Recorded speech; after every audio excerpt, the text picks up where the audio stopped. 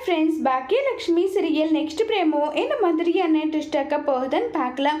பாக்கியா பயங்கரமாக வருத்தப்பட்ட ராதிகா கிட்ட சொல்லிட்டு அங்கேருந்து கிளம்பி போகிறாங்க.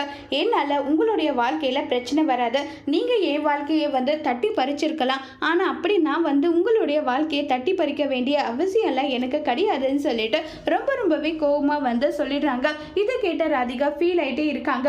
கோபி கூட வாழறதும் உங்களுடைய இஷ்டம் சொன்னதும் ராதிகாவோட அம்மா பண்ணுறதெல்லாம் பண்ணிட்டு கடைசியில் என் பொண்ணுக்கிட்ட சமாதான பேச்சு பேசிட்டு இருக்கியா, உன்னை பற்றி எனக்கு தெரியாதுன்னு நினச்சிட்டு இருக்கியான்றாங்க.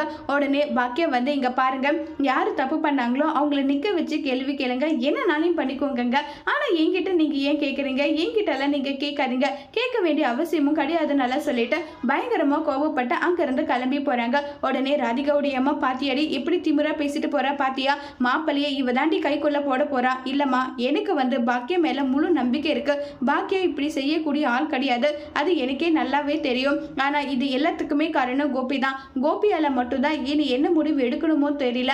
ஆனால் கோபி கிட்ட நம்ம வாழ்க்கை இப்படி ஆகணும் அப்படி ஆகணும் சொல்லிட்டு எனக்கு கேட்க எனக்கு வெக்கமாகவும் வேதனையாகவும் இருக்குமானால சொல்லிட்டு ரொம்பவே வருத்தப்பட்டம் ஃபீல் பண்ணியும் பேசிட்டு இருக்காங்க ராதிகா. அதோட இந்த பிரமவை முடிச்சிருக்கு.